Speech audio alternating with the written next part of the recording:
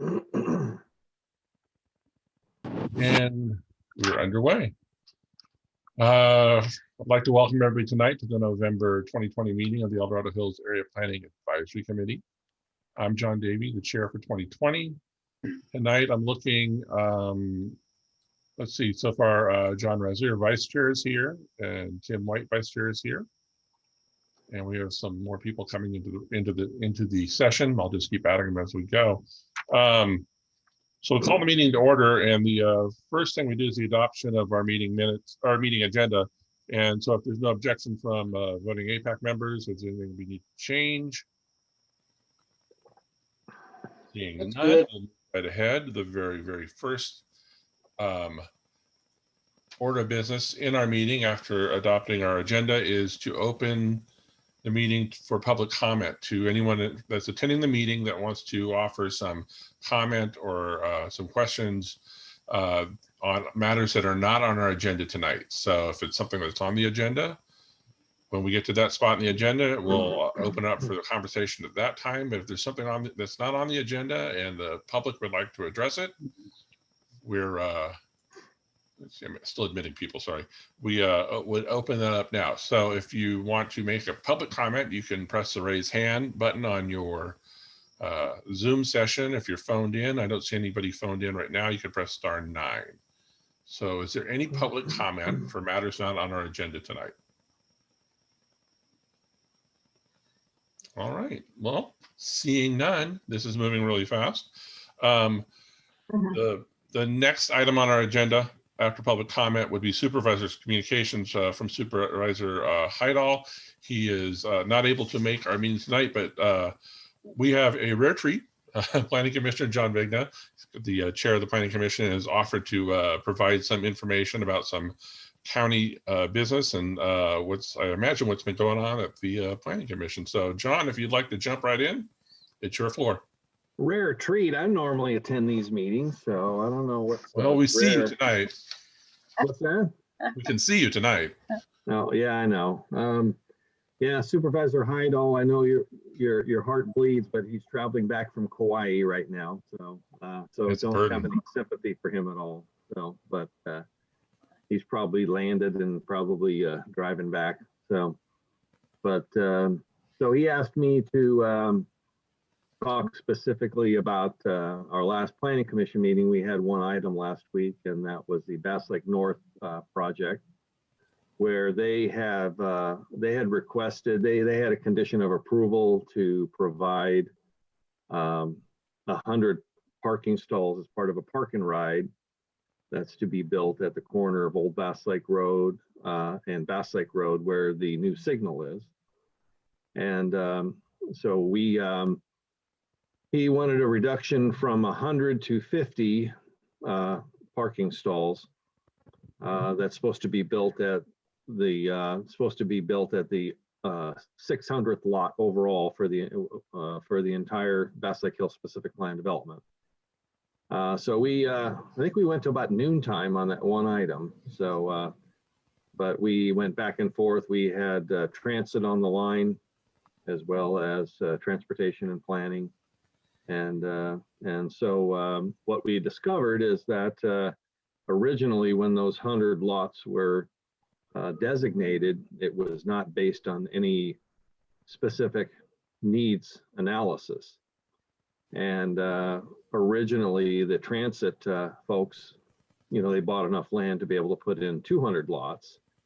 And they had told us at the hearing that they now figure they only probably need 100. And but none of the 200 I always say lots, but it's the 200 stalls, as well as the 100, and then the requested 50 from the applicant Norm Brown. None of that was ever based on any kind of needs analysis, and that's what we really struggled with. And so we there was also a request to add paying an in lieu fee to do that as well. At the end of the day, we voted 3-2 against approving that reduction from 100 to 50. He has since, filed an appeal to the Board of Supervisors, But that's the long and the short of it. I just, for me, I personally struggled, giving that reduction. I had requested maybe doing a needs analysis to determine what the need was, because of none of the data was based on any facts. And so, but the applicant was unwilling to do that. So it's going to be appealed at the board, and we'll see what they do. But is there any questions concerning that from anyone? If you'd like to raise your hand if you have a question for okay, I'm not seeing hands go up.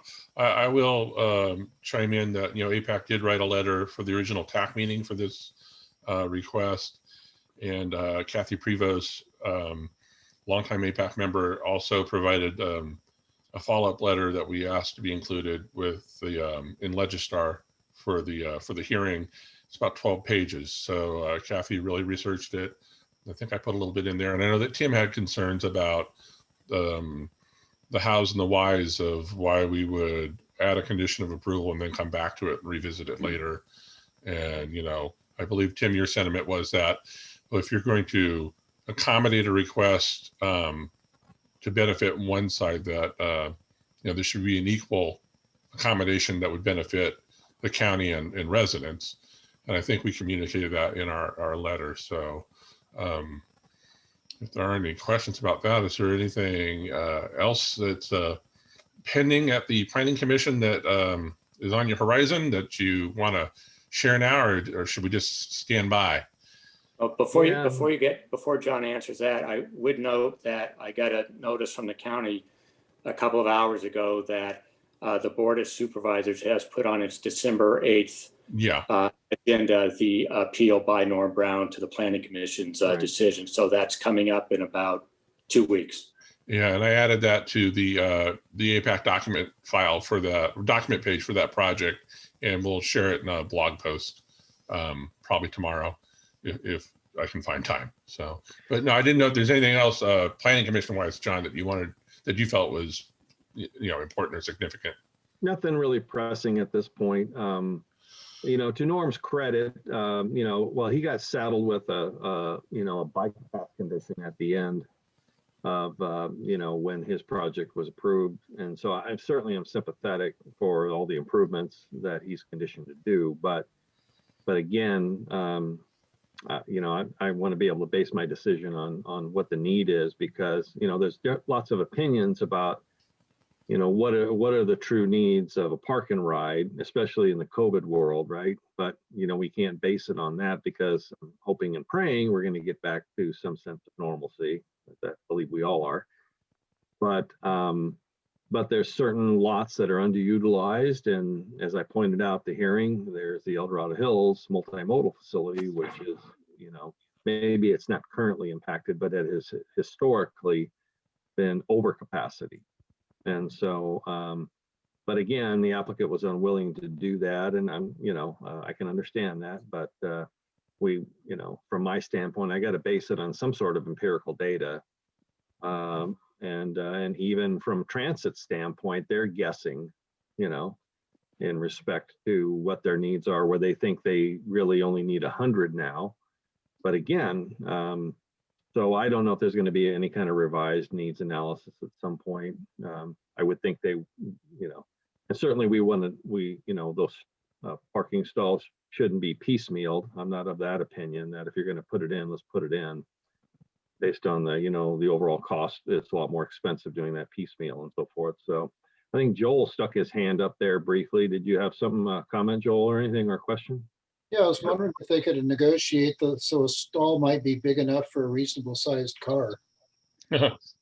Well, what's a reasonably sized car? Your standard parking stall, I believe, is 8 by 16, and then your compact stalls, 7 by 16, I believe it is. That's not going from memory on my old inspection days and so forth. So yes, but I found myself in those places stuff between a couple of dually pickup trucks. Yeah. I like the truck parking stalls over at Lowe's. But there are some developments that make them larger, like say I think it's a CVS and some of the some of the healthcare providers understand that they got guys like, Tim White, who are really old, that they need to provide a little extra room for to get around. And but yeah, some private developments provide some extra bigger stalls, but that's the general standard. So sorry, Tim, couldn't help myself. That's all right. Okay, well, if there aren't any other questions for Commissioner Vigna. All right. Hands Thank up. you. Right. All right. Well, thank you for doing that tonight, John. We appreciate you doing that, sharing Sure. that information. We will move along. The next item on our agenda. Let's see if I can get to it over here. Sorry, catching up with myself here. Tonight we have guest speakers from the El Dorado Hills Community Services District. CSD Controller Terry Gautreaux and Kevin Lowen, the General Manager. I see Tommy Fessler's in here as well. But they're going to, our topic tonight is an update about and a discussion about the El Dorado Hills CSD's Park and Recreation Facilities 2021 Master Plan update. A lot of activity going on and a lot of outreach to get some feedback from the community. So with that, Terry, I believe that I've made it available for you to share. Let me try this. Okay. For my screen. Hey, there you go. All right, you got it? We see you. Okay, let me get into the mood. All right.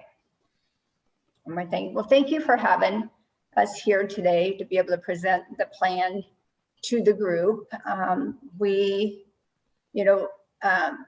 see here. Let me just get in as you mentioned before, my name is Terry Gautreaux. I am the controller for the district, and I actually am the project manager for this. So that's why I'm presenting this evening. But it sounds like we have Tanya and Kevin on as well, so they can add feedback as we move through this process.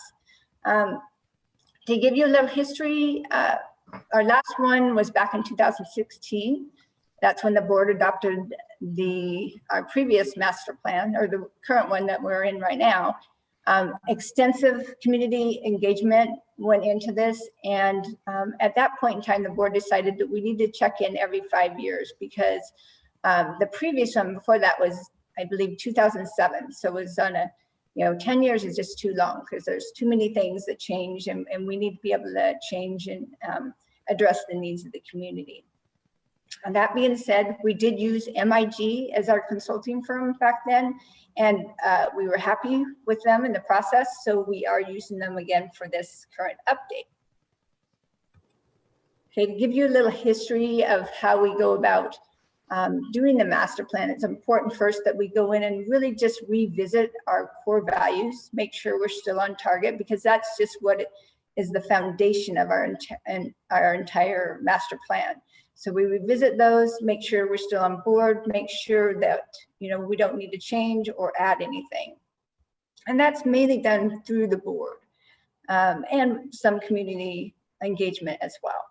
Then from there, once we have that established, that becomes our foundation, and we move forward and we create our vision and really look to the community, to what what is your vision? What do you want this to happen over the next 5 years? And that's important information. And from there, we establish our goals. And you can see these were the goals we established in 2016. So we'll look through this process and do it again for 2021. I think it's important to note some of the items that we have accomplished over the last 5 years. I'm not going to go through and read each and every one of these, but for example, we did add shade structures, bocce ball courts, barbecues, park restrooms, and that's not something that staff just came up with, oh, we're going to do this or we're going to do that.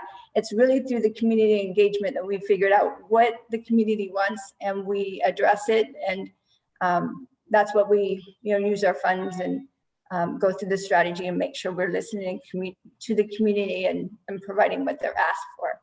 The other thing I think to note is, we reinvest in our parks. The master plan isn't here just to build new parks or, purchase land. It's about reinvesting in our current parks. And again, through our community engagement, we figure out what additional items they want and can reinvest in the current parks we have.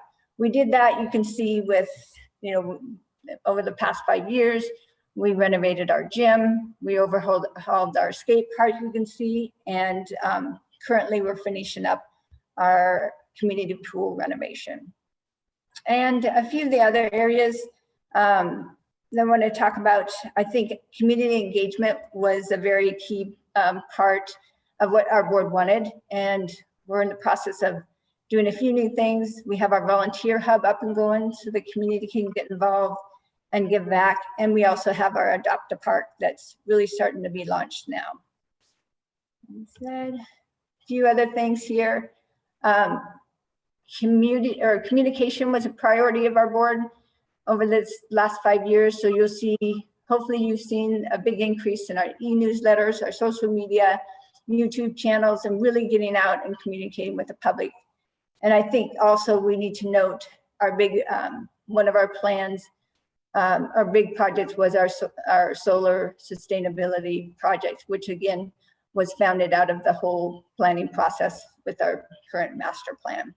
And with our Bass Lake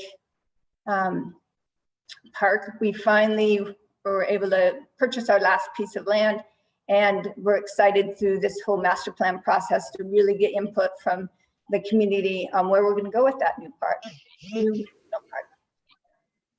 All right.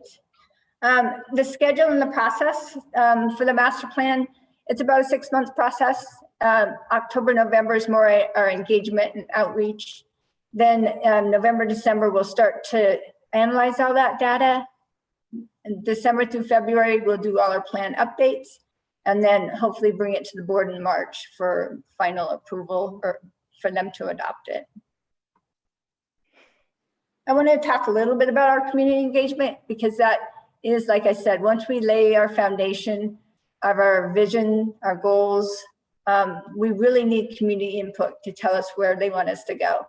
The master plan is going to get us there, but we need the community input so we know what they want and how, you know, what we are going to plan with our master plan, I guess is what I'm saying.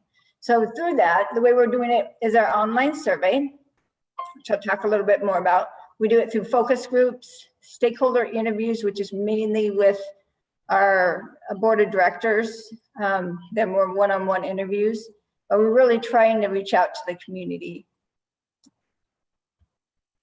Oops, back one. Our interactive community survey, hopefully, if you are an El Dorado Hills resident, you've had the opportunity to fill out this survey. It's a very unique, it's called Maptioneer features that it has, where you can pin the different parks that you've been to, and very interactive, specific to the different parks. And it is something that is compatible with your smartphone, and it's used best with the Chrome browser. We have had, overall, we've had good reviews with this survey, but we have also had some areas of concern with the browsers and that sort of thing. So any input that you guys can give us or the community can give us, we'll just make improvements as we move forward. A little bit more about the survey. Really, I just wanted to zoom in a little bit and tell you how, once you click on parks, you have the ability to say what you're doing in the parks. And then from there, there's always the option at the very end asking, is there anything else in the parks that you want? So it just really gives those that are using it and taking the survey a lot of opportunity to tell us what they're doing out there, how they're getting there, just a lot of data that we can collect to help us with our master plan. And it does it on, you can see over here on the trails as well. Let's see. The other part of the survey that's also very interactive is we want to really get out there and say, is there something new that you want in your parks? And we do have a list of some items, and we allow people to vote on them. But again, this doesn't go all the way to the bottom, but there's an area where you can put in things that maybe we didn't think about. And again, we want to make sure that the community can tell us those items. And we also talked a little bit about our big investments. If we had extra funding beyond what property taxes are giving us, what would you like to do? Do you want a multi-generational community center? Would you prefer an aquatic center? Would you want us to spend the money out in Bass Lake Park? And it really just gives them the budget so we can get an idea of, again, what the community wants. Overall, through this whole process, so far we have 800 completed surveys. And when I say completed, that means we've removed duplicates, and we've also removed those that haven't completed the entire survey. And over 5,000 pins on the map, which I think is good news. And you can kind of see the map here starting on October 16th. We plan on having the survey go through December 6th. So if you have any way to push this survey out to, your interest group or community or neighbors, please do so. Our goal is to get 2,000 responses. And to give you an idea, the 2016 master plan, I believe we actually only collected just under 500. So we feel like we're in a better place with this process. Kind of wrap it up here. I want to go through and show you the different phases. We're really still phase 1, moving into phase 2, where, where are we now? We kind of needed to figure that out. Tani's there. She's provided inventories of all our parks and facilities to MIG. Geographic analysis, we started community engagement. And from there, we align that with our visions and goals. You'll see the next step is, where do we want to be? And again, the community needs us to tell us that. Stage 3 is, how do we get there? And that's where we take all the data that we've collected and we come up with our strategy of how we're going to get there. And you'll know, if you've ever seen any board report that is done, we call it staff report, that's done through the CSD and presented to the board, always has a section of, where are we at in a strategic plan? Like, why did you create this report? Somewhere we need to identify, we did it because it's in our strategic plan, and we want to move forward and make sure that, again, we're listening to the community and it's embedded in what we're doing. So then the final stage is, again, taking it to the board, which we hope to do in March or April. So that's pretty much my presentation. If you have any questions, I would be glad to address, or Tani or Kevin, if you have anything to add. Kevin here. Yeah, I think you did a great job in describing what we have going on. And I just like to convey to all the focus groups that we've had and the APAC members here or visitors. We did this 5 years ago. We don't think that waiting 10 years is going to keep the board and the community on the path, the community service district on the path that the community wants. We think it's just too long to wait 10 years. So we call it an update. So it's probably going to continue to be an update every 5 years, unless there's some reason for a major overhaul. The big takeaway from last time, of course, I think was Bass Lake, even though there was a slew of other projects and programs that we did, a lot of changes overall. And we think that there's a couple big ticket items that the community wanted last time, or that may have morphed since last time. So if you've already taken the survey, you saw a short list of some interesting items on there, like the community center, a surfing facility. I can't remember all of them, but anyways, there's all of that on there. And if the community can better guide the board year over year, that's what we need to do, rather than one-offs coming to a board meeting and pitching, just pool stuff here or athletic field here. We want to hear from a greater segment of the community. So when we have 800 people completing the survey and we want to hit 2,000, our consultants were going to be happy with 400 some odd. They said that'll be statistically significant. Well, I'm not a statistician, but I love them. And I would say that more would be better in this case. In Bass Lake alone, what did we have? Over 3,000 survey completions. That kind of tells you that a lot of people are interested in Bass Lake alone. So maybe it's just hard when it comes down to the overall master plan. It's too much, too many things for people to zero in on. Bass Lake was a somewhat singular item. So we're going to push for more input. If you know folks out there who could help give that input in the community, ask them to. It doesn't take a long time. It does help guide the board. They really take it into account and put it all into that master plan. And as Terry mentioned, I don't say we live and die by the master plan, but we definitely use it as our every week guide. I mean, when we're doing staff reports, we always call out the recommendations that are in that guide to make sure it's not some expensive plan that gets put on a shelf and gets dusty. We don't believe in that here. At least I don't, the board doesn't, our team doesn't. So anyways, help us out. It's not the most perfect survey. We've received some feedback that people love it and some other people who aren't big fans of it. It's the tool that we have. People could submit something in writing too if they wanted to Terry and us. We'd probably take just about anything. Anyhow, that was it. Terry did a great job, and we can field questions. And I know Tawny's on there. She had a little computer issue, but and you know, when I was the Parks and Planning Director, I may have led the project, but as you guys all probably know, Tawny's heading up the Bass Lake Park project. That is a behemoth amongst all the other things in her department going on. So she is so invested in this. She can't get away from the master plan project as well. So she's always here with these meetings. So if there's questions that she needs to answer or wants to chime in on, you know, we've got Tawny there. You're all familiar with her. Yeah, I'll throw in two things real quick. I know that John Raslier has a question, but I'll offer real quickly. I was able to participate in one of the focus groups, one of the first focus groups, and it was a dynamic group of people with varied interest in, you know, in how they use parks. I mean, you think about a park, you think, well, you know, it's a park, but no, I mean, there were discussions that, you know, wouldn't have occurred to me, and hopefully I had something that wouldn't have occurred to another member of that focus group, but you get a sense of sort of the varied needs among the community and what sort of the expectation is.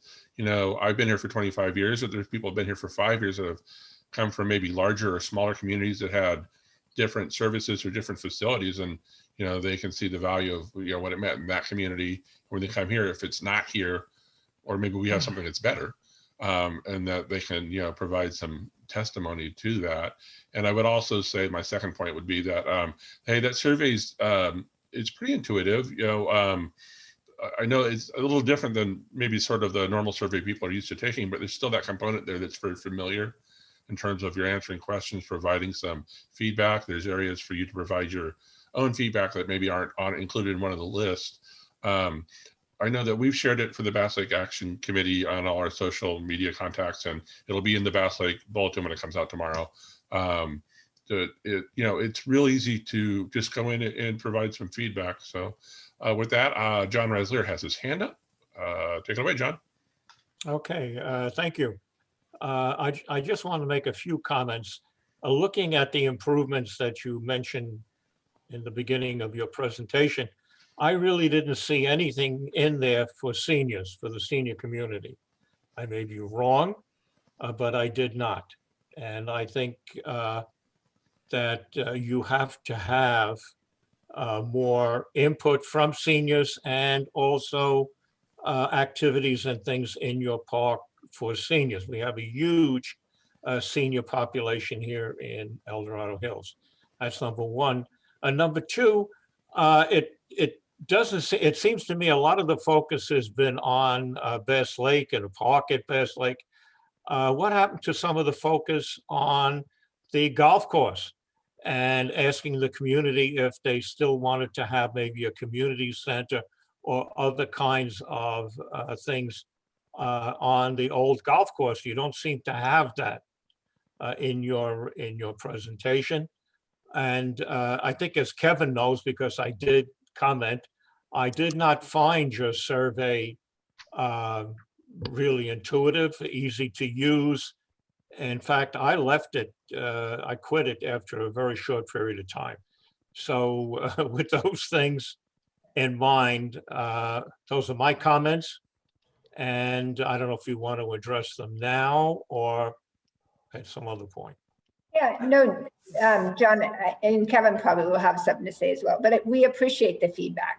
And you know, we will take your information, and if you have any ideas on how to improve and make it better, we're always want to listen and make those changes. Obviously, we've launched this, so there's no way to, you know, fix this current one, but, you know, your feedback is important. As far as seniors go, I think, John Davey, you're at the focus group. There was a lot of input, you know, with this phase right now on, you know, we have an aging population in El Dorado Hills. We need to address that. And so we've got a lot of good feedback so far, but we need the seniors to get on and take this survey. And like Kevin said, even if it's just sending us an email with, you know, information or what they would like, we will include that. We just need public engagement. We need, you know, them to reach out to us to tell us what their needs are.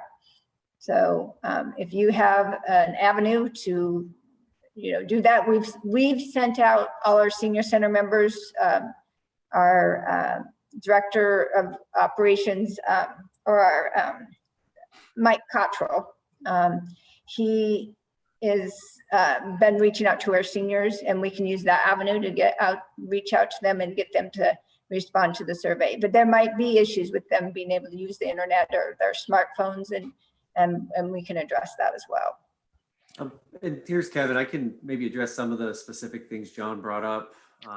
Maybe not completely, but we'll see. On the senior amenities and the community center, I think that was supposed to be retained on there. I think there is a multi-generational community center in the master plan as one of the options where you could put, when you're doing the survey, you prioritize by putting your dollars into those buckets.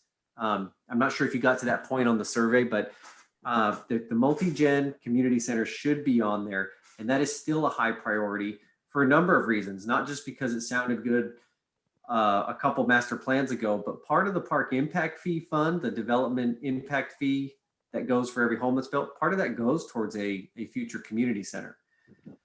So it doesn't pay for it all, but it definitely goes towards it.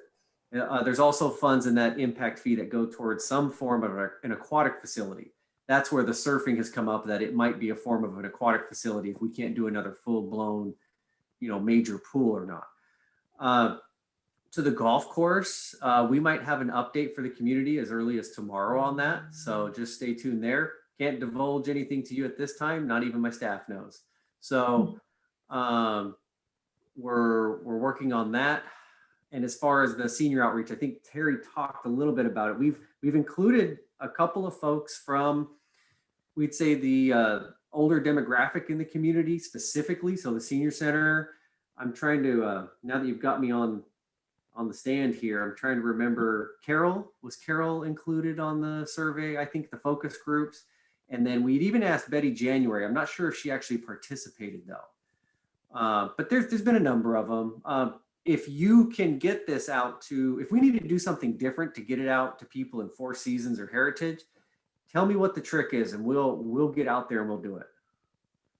I do know that you did send your survey to Four Seasons. I don't know if you sent it to Heritage. Keep in mind, you also have assisted living facilities where people someday, when COVID is over, they will be able to participate in senior activities, and they also should be part of the mix. You have Oak Ridge and you have other senior facilities in El Dorado Hills. So, you know, you should be reaching out to them. I participated probably about 3 years ago in a meeting that was supposed to talk about a multi-generational facility, and that was the last I heard of it. So, you know, I would say that during the focus group I was in, Glenn Krakow was there, and you know, he operates a lot of senior service, you know, as a senior service provider, and then also Raylene Nunn was involved too, our District 1 Agency on Aging Commissioner. And you know, when I said that people had different perspectives that maybe I hadn't fully considered, a lot of the items that they brought up were very specific to seniors, saying, well, you know, when we talk about a multi-generational facility, in their experience, that's a difficult thing to put together, a super young group with a super old group. I think John and I have talked about that offline as well. But, you know, and when we talk about trails, we need to talk about walking trails, but, you know, the accessibility and, you know, maybe some opportunities to get off that trail for a senior who's, you know, they want a short duration in terms of a walk on a trail or a bike or however they want to do it. But I mean, they really did bring some perspectives to that group that, you know, that I think that the rest of us did not provide. So I thought it was pretty valuable. But to your point, yeah, we talked about a lot of the things like about, you know, where a senior center could be. We talked about Bass Lake quite a bit. We talked about how, you know, Bass Lake can't be everything because, you know, it is 200 acres, but a lot of it's taken up by water, the lake. There's a lot of impact on the natural resources there at the lake that, you know, the community would like to preserve. And the district has that as part of their plan as well. And that maybe there's an opportunity, you know, along Latrobe someplace where it's a little flatter in terms of more park-like facilities, whether it's aquatic or playing fields or, you know, eventually a senior center. But that was a lot of the discussion that, you know, I probably wouldn't have brought those items up in that fashion.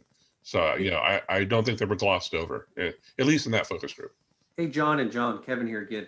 Do you think a paper copy survey delivered to some of those residents at those facilities or Four Seasons would make it more doable in any way, John? Or John? How many pages, you know, would that survey run if you had to do it by in paper? Terry, what do you think? You know what? We would have to change it a little bit because depending on the parks they visit, maybe it would be instead of, you know, obviously on the map, it would be, we could probably get it down to, it would probably be 5 or 6 pages. It was the map that I found the most confusing and, Okay. least valuable. And that's why I never really got past the map. I just gave up on it. Well, maybe, yeah. What could happen is, for example, I can ask our board to make sure, the Four Seasons board, to try to publicize the fact that they should be taking the survey.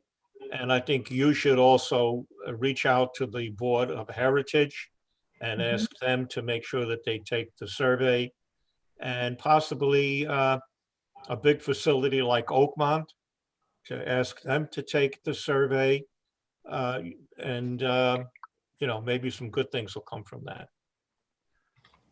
Well, like I said, we're willing to try things differently. We can't just rely on technology. And if this is what it'll take to get the guidance for our board, we'll try something. We'll try it. And I want to mention something, you know, it's not just being outside and walking on a trail or doing whatever. Inside the building, you'll have to have, if you're going to do a multi-generational building, you have to look at what you did before in your now senior center, and look how they use the rooms, how they use the rooms for parties, for dancing, for playing cards, for meetings and that kind of a thing, and keep that in mind. Okay, it's not just to be outside and to maybe have checkerboards, you know, big checker tables outside, or maybe big chess platforms outside, walking paths, you know, things along that line. You know, and I could see a multi-generational center go, and I would like to see one. It's really, it doesn't behoove anyone to separate people according to age, in my opinion. Thank you. Are there any other questions since we're monopolizing the time tonight? Joel, you had a question earlier? Yeah, where's the survey? Oh, where? Yeah. I took a quick look on the website, looking for a link that I could send somebody, and didn't find it. So, Oh, You didn't look very hard. yeah, I would have to take a look. I thought it was right there on our, I know on our activity guide that we have going out now, it will come in everybody's mail, there's a Q code there that you just scan and it'll put you right in the survey. And I thought that was on our front page. So I will have to look into that, Joel. It may have been on the front page. I just may have missed it. But if you missed it, then I think we're doing something wrong. We need to look at that a little closer. So we'll definitely look at that and make sure that it's easily visible. Yeah, I know that when we shared the link, that I just went ahead and I put a redirect on our website so that it was a simple a link you could kind of remember instead of like the link shortener or the actual the map link. It's kind of a longer URL. So I'll see about putting that up on the APAC website as well. Oh, Never thanks, John. mind. And then on the homepage, it's so for Joel, Yeah, never mind. I found it. it says plan the future of El Dorado Hills. Yeah. We can Thank do it. We can make it even bigger and flashier. If you didn't see it right away, that's what we want. We want people to see right away. So you're giving us feedback right now that we can use to adjust. Thank you. Well, I didn't go to, I wasn't looking at the homepage. I just went looking through the menu. Oh, So all the work you did to do the homepage just went. Well, are there any other questions about the master plan update? Don't see any hands going up. Okay, well, I'd like to thank you, Terry, for the presentation. Again, when I sat in for the focus group, it was I think it was pretty valuable. It was a very varied group of interest and some points of view. So I thought it was valuable, and I hope the end result is it does provide good feedback for the district and for the board. Great, thank you. Awesome. Okay, well then, moving right along tonight, the next item on our agenda, if I guess to go, strangely enough, there's another CSD issue, but this is just a highlight, a notification, because we thought it was important that residents were aware that the El Dorado Hills CSD has submitted a pre-application for the Bass Lake Regional Park. And a pre-application is sort of a baby step. You know, the board instituted a J6 policy that they would like to see some details of major projects before they start moving forward in earnest, so they can provide some initial feedback. I'm going to just jump through this real quick, and I'm sure since we have some district folks here that we can get some more information than what we just have here on the screen. But it's the 207-acre project across 4 parcels that the district has secured. Their intent is to develop the westernmost parcel first, which is more the active side of the project, with ball fields and dog park and just a lot of park-like features when you think of active playgrounds and a lot of features there. The north and east side of the lake are more identified for the passive uses, recreational, educational elements. And then, like I said, the west side along Serrano Parkway, they're talking about, a dog park, parking, a lot of parking, active recreation for the fields and everything, bocce ball court, volleyball was one that we had talked about, but at any rate, so from the pre-application, the district sees the regional park as a community asset. They want families, kids, schools, and anyone in the area or the region to get out there and experience it. It's a unique setting. It's not something that's, readily available in a lot of communities. So it's something that, the district is looking to preserve and enhance. The trail system is a big feature. Actually, I think it was one of the #1 features in the survey. And so the passive side, the district has an idea that maybe picnic areas along the trails, interpretive signage, and then for that education aspect, it's pretty valuable to have that in the community that, our schools can get out there, actually in a natural setting, and it's, not completely paved. So again, it's 200 acres, and they acquired the 4 different parcels. And this is sort of the conceptual view that was submitted as part of the pre-app. Again, you see that sort of passive use on the north and the east. And on the west side is where the more developed park assets would be, the more traditional sort of park facilities. And So the pre-app goes in, the board takes a look at it, and as I'm jumping ahead, I'm assuming, I'll turn this off real quick. And since I know Kevin and Tanya are here, I'll ask, oops, Kevin bounced out. I'm adding Kevin back in. So with this pre-app, I'm assuming you'll make like a J6 pre-app presentation to the Board of Supervisors. Is that sort of the game plan? John, can you hear me? Oh, yeah. Okay. All right. So our submittal to the county has been to glean information from the internal departments. Okay. Our goal is to, because it is a regional project, not only hit Planning Commission, but also make sure that it makes its way to the Board of Supervisors. Okay. Timing has been somewhat critical, knowing that we want to move forward with the portion that includes the J-Lot H portion because it has the CFD funding associated with it.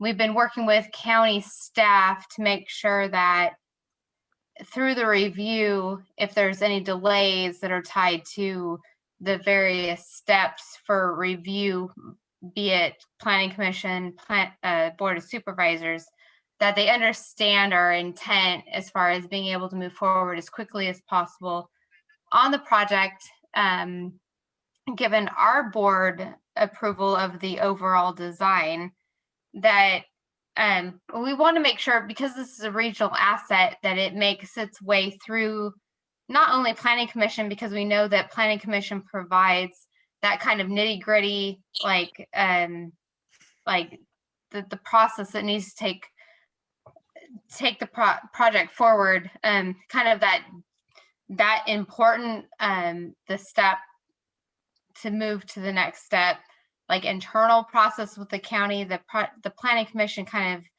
is the kind of more just like the process internally that we end up receiving from Planning Commission, but Board of Supervisors would be kind of the overall regional kind of gleaning their information regionally, as far as knowing that this is going to be an asset that's not only just close to us, but like reaching our boundaries as far as the county goes. So Planning Commission is important because we're going to get the day-to-day steps of what we need to do to move forward, but the Board of Supervisors is going to be giving us the regional support and the regional input that we need, because we know this project is going to be something more than just reaching out to our El Dorado Hills community, but something broader than that.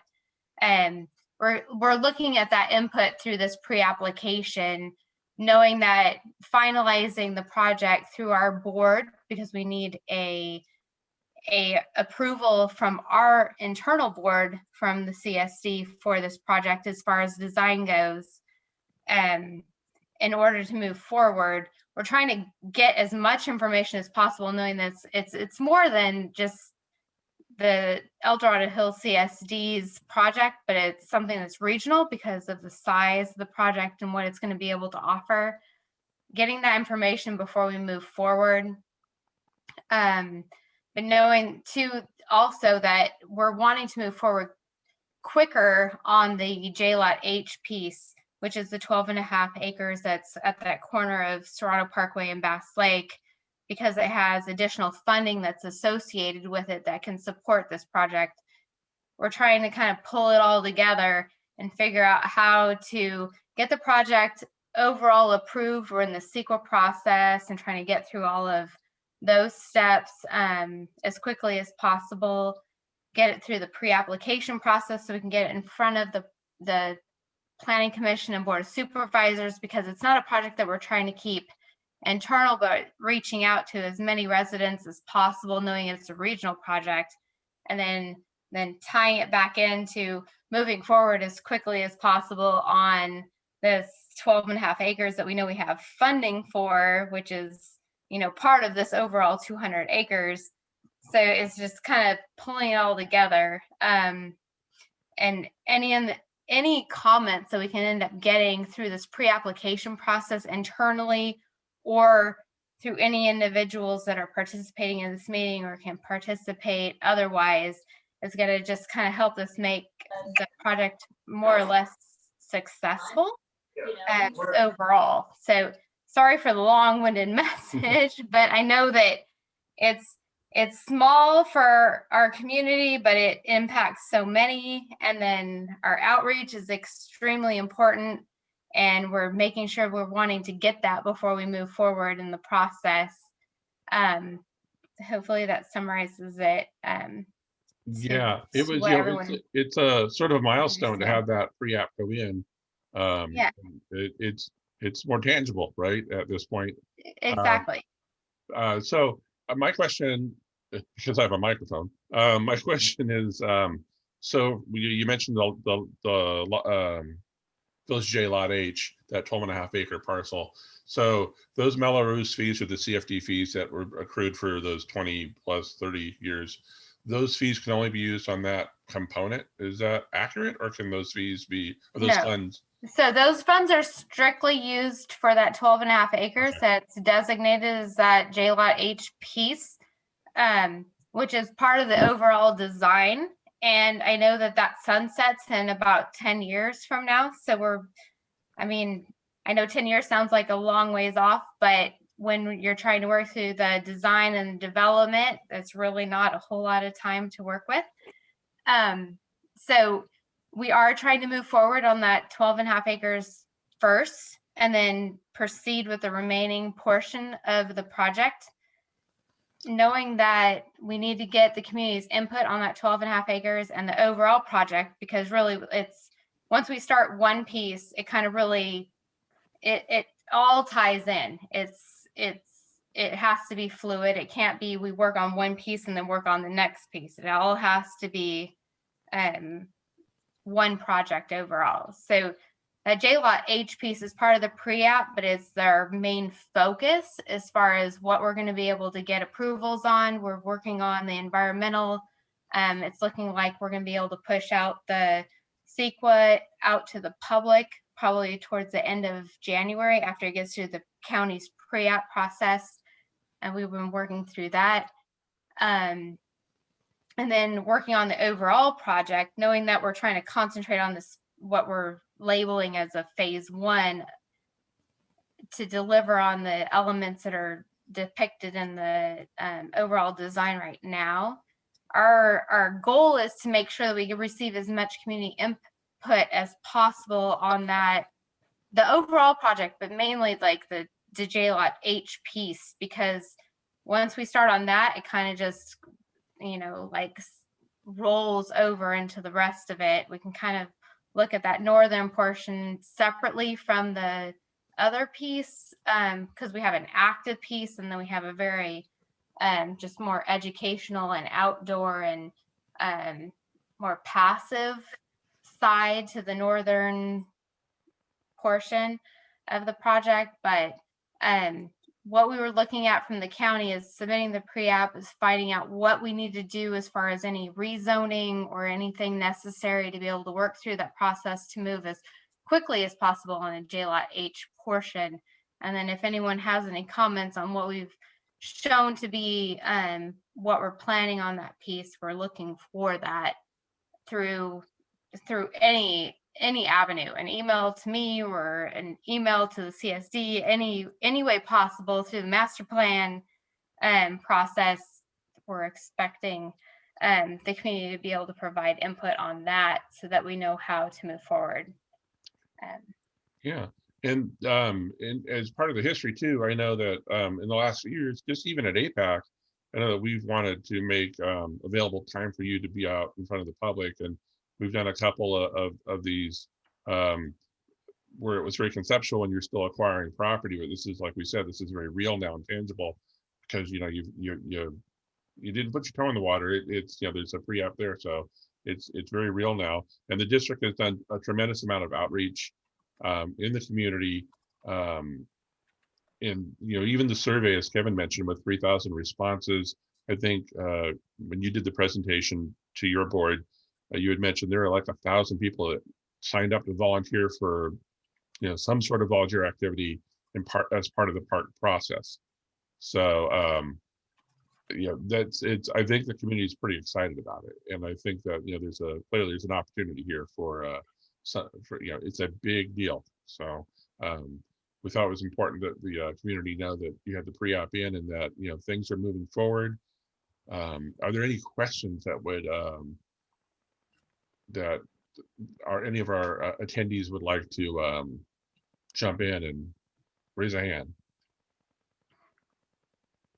Wow, is it possible you answered all the questions, Donnie? Well, our timeline per the county, and I know this can always change, but we are planning to have an internal TAC meeting scheduled for January 11th, which from there would then lead to the Planning Commission and availability for the public to be able to comment on anything related to the project after that. And then our goal was, because it is a regional asset, to be able to take it to the Board of Supervisors, knowing that input would only help our final submittal to the county at that time. So any input is absolutely requested for anyone that's on this meeting or who can share this information with any individuals that care to share. We have a specific email address for this project, which is Bass Lake parkinfo@edh.com. And if anyone cares to share their comments related to the project at all, if you could share that, it's also available on our website.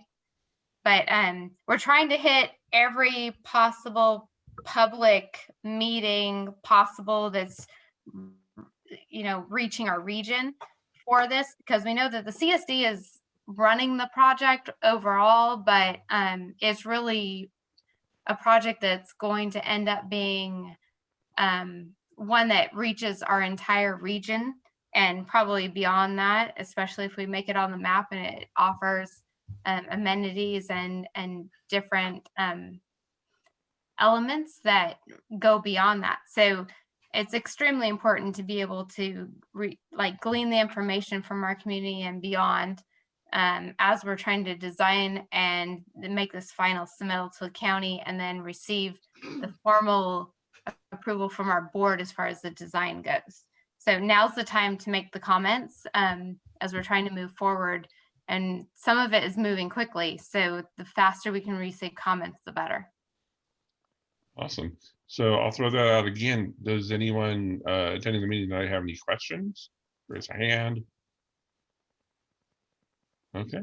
Well, I know that this was not like a formal review. We just were putting it on as informational. But again, as always, we thank you guys at the district for providing the good information. And I think it's pretty encouraging that you've had a pretty positive response in terms of people wanting to provide feedback, and hopefully it continues forward. Thank you. Awesome. Okay, with that, we're going to move ahead, and I'm going to let me grab another one. This is another informational item. And it's the notice of preparation of the draft environmental impact report for Creekside Village, the specific land technically. And it's a project from Wing Communities. George Carpenter's on our call tonight, and he made the presentation last month again. That I believe we've had 2 or 3 now, where George has been generous with his time and coming in to talk about this project. So it's the notice of preparation of the draft environmental impact report. It's also notification that it's a virtual scoping meeting, and that's tomorrow night from 6 to 7. And I believe we do have that meeting link is on the APAC website. It's in a blog post. It's also on the project document page. But it's a 926 unit residential community, 200 plus acres at the south end of the El Dorado Hills Business Park, 115 acres of single family low density residential, and 21 acres of single family medium density residential, with a little more than 14 acres of parks, 46 acres of open space, preserves, etc., and 10 acres of roadways.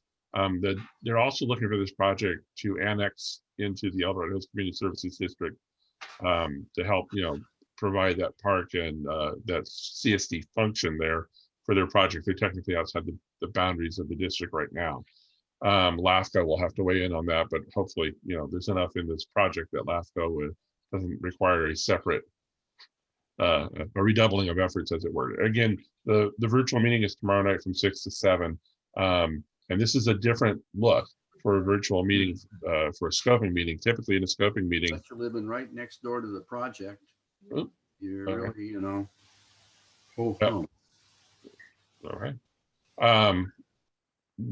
Typically at a scoping meeting, it's at a physical location. There are exhibits, charts, graphs, staffs on hand from consultants for the applicant. The applicant's usually on hand. Planning staff is on hand. So this is going to be a different look in terms of, oops, I went too far. Let me stop that. A different look for a scoping meeting. It's the first time it's going to be in a virtual session. So I would ask, if George, is there anything you wanted to add about that virtual meeting?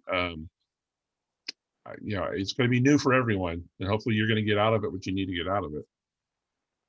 That's right. Thanks, John, for the opportunity to respond. And yeah, it's a different environment. We are going to hold it via the video conference platform, and the consultant teams are still going to be there. There's going to be a brief presentation by staff, and we make a presentation, and then I believe the EIR consultant will then make a little presentation and solicit comments, because the purpose of the scoping meeting is to take feedback on the areas to study in the EIR. And so that's really what the county's EIR consultant is going to be after tomorrow night.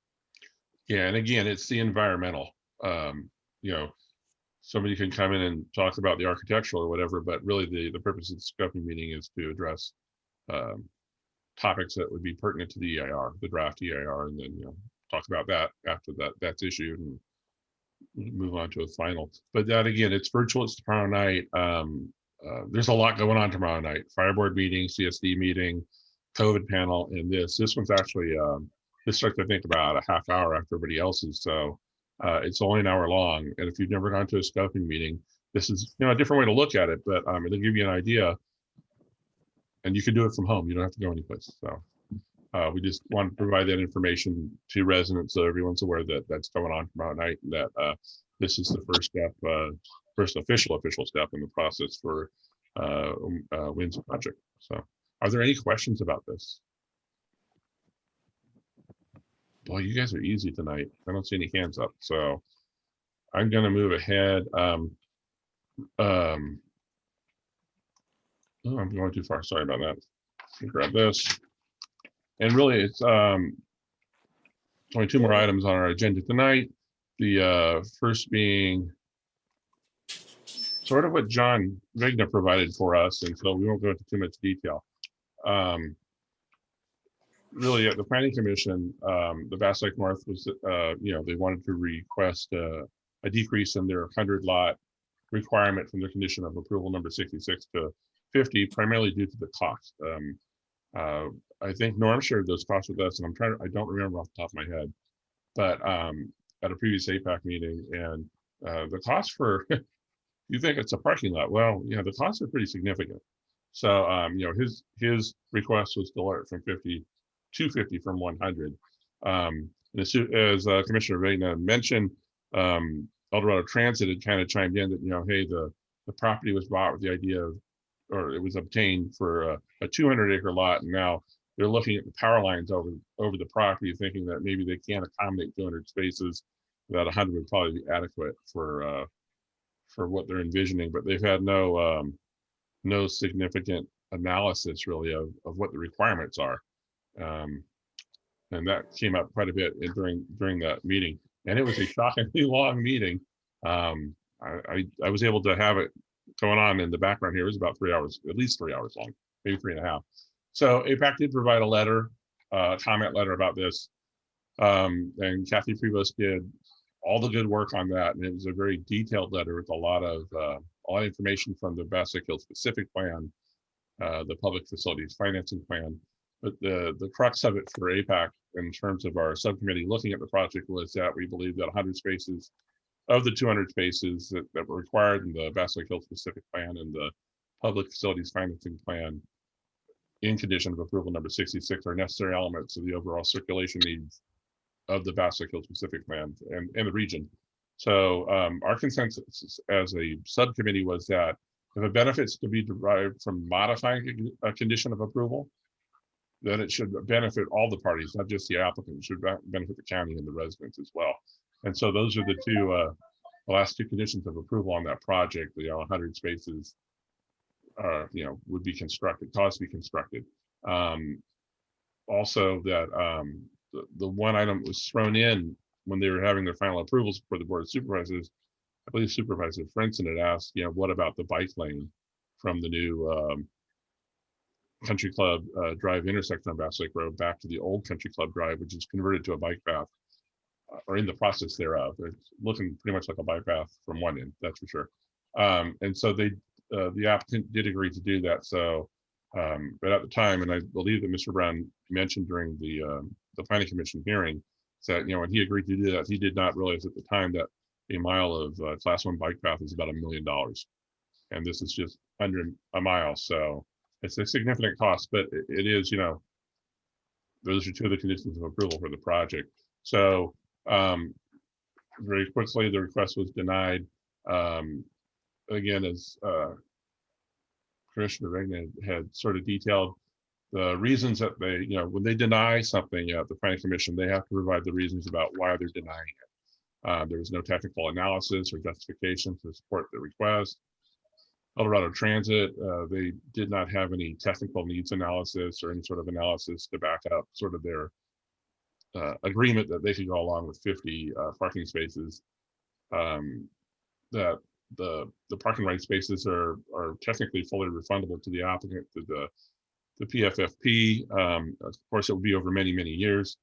The intention of the Bass Lake Hill specific plan was to front load the needed infrastructure, and removing these elements from that sort of goal and intention, is at odds with what the approved specific plan was trying to obtain.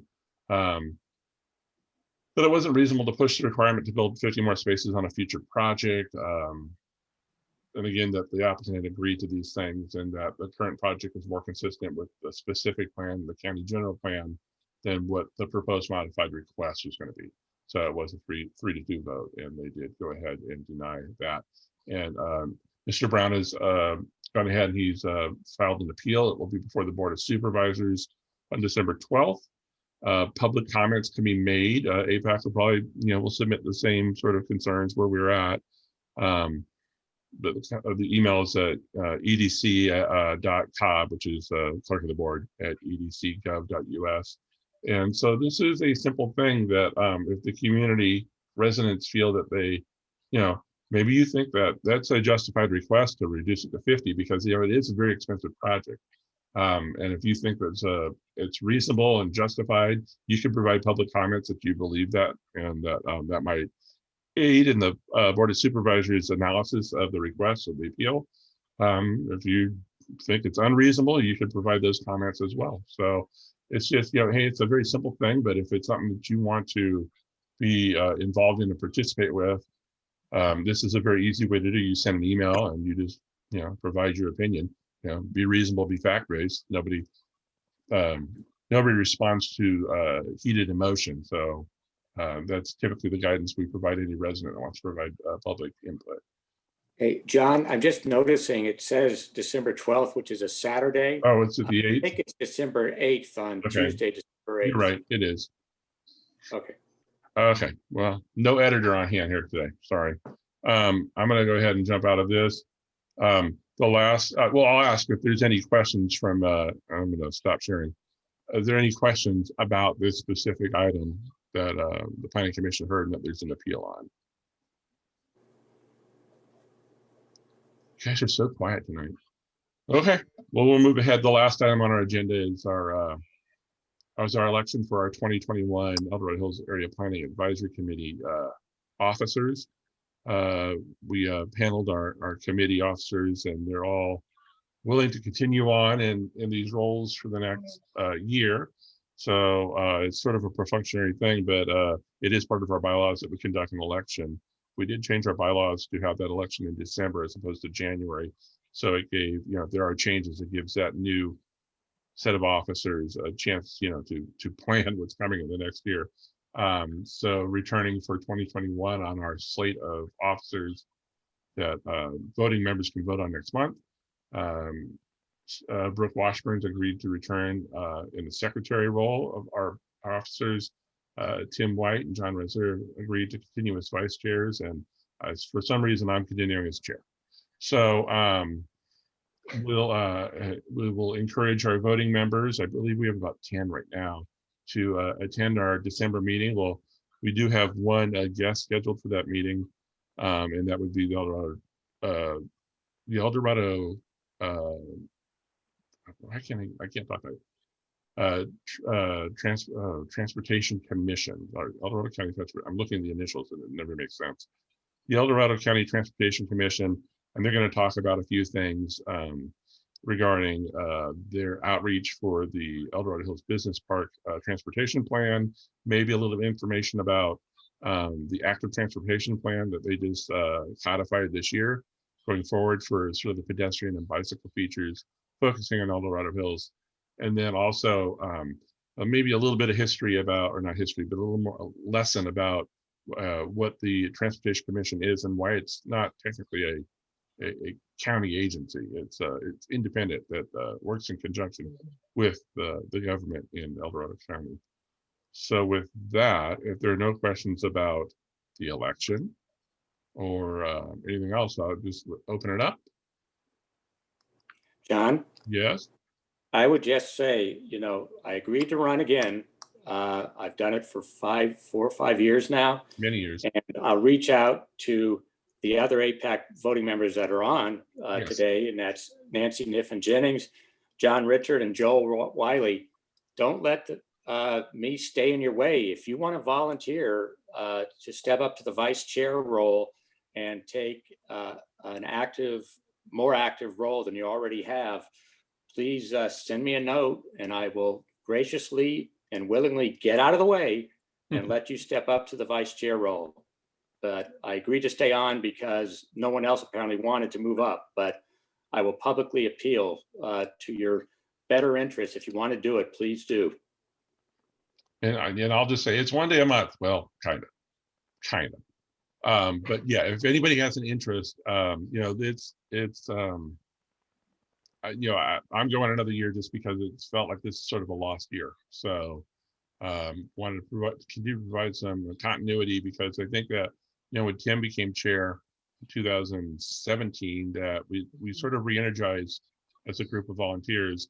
And I just want to make sure that, we don't lose that head of steam that we've developed. So again, I'm willing to go another year. If anybody would like to step up, send Tim or I or John or Brooke a note. We'd love to hear about it. And we're looking for more participation always. And I'll just revisit very quickly, the way you become a voting member of APAC is that you work on a project, essentially. A subcommittee provides some analysis, some review.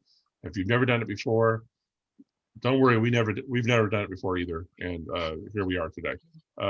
We would help guide you, and you probably might have a perspective that we hadn't considered, and you might be educating us. So with that, are there any comments before we close this meeting out? Yes, John, on the Transportation Commission, that used to be part of the county. It did.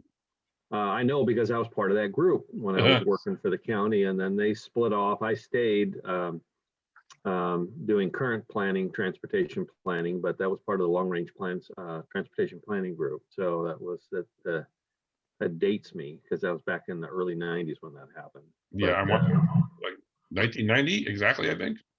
Yeah, it was early 90s. Yeah. So right after we opened Building C. Oh, okay. But I also wanted to wish everyone a happy Thanksgiving, wherever you're going to be.